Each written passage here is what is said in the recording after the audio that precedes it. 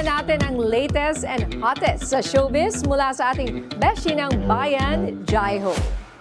Hello, Miss Nina and Sir Jack at sa lahat ng ating mga kaarangkada, heto na nga ang latest na umaarangkadang showbiz balita. King of R&B JR at ang asawa niyang si Mika Javier may iaalay na proyektong malapit sa kailang puso para sa mga manonood. Pinasok na rin ng mag-asawa ang film production sa pelikulang pinamagatang Songs for Selena. Nakaraang taon, nauna nang pinalabas ito sa Amazon Prime US at sa Tubi para sa North American release. At ngayon, March 18, ipapalabas ito dito sa Pilipinas. Alamin natin ang buong detalye sa Joy Hot Exclusives.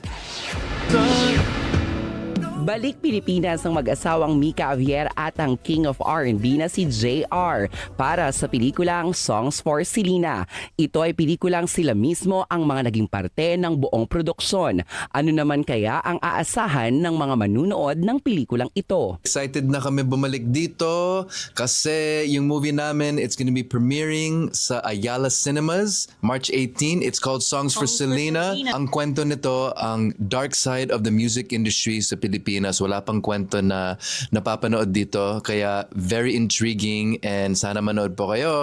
Mas kilala ang dalawa sa pag-produce ng music. Bakit kaya sinubukan nilang mag-asawa na pasukin ang pag-produce din ng pelikula? Gusto lang talaga namin gumawa ng kakaibang pelikula na pwedeng tumayo katabi ng mga nailalabas sa Hollywood na fully Filipino made. Based off of true stories ito, and yung gusto kong mangyari dito parang ma-educate ang mga bagong artists na pumapasok sa industriya. Inalam natin kay Mika and JR kung ano pa ang plano nila habang andito sa Pilipinas.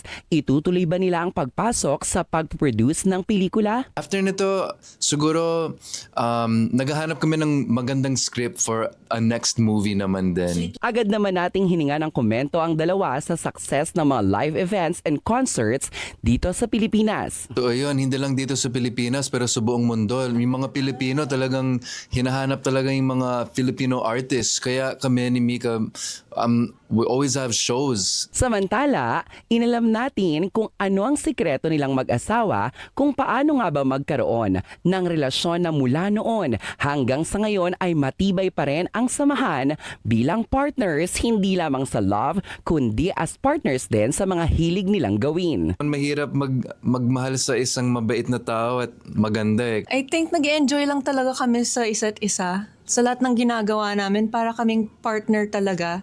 Para kaming dalawang bata, nag-enjoy lang sa buhay. Kahit ano man, kahit boring yung gagawin namin or exciting or adventure gagawin namin.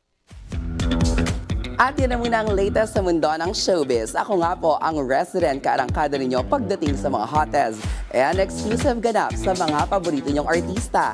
Ang nag-iisang beshi ng bayan para sa Joy Hot Exclusives. Balik sa inyo, Sir Jack and Nina. Maraming salamat, Jaiho.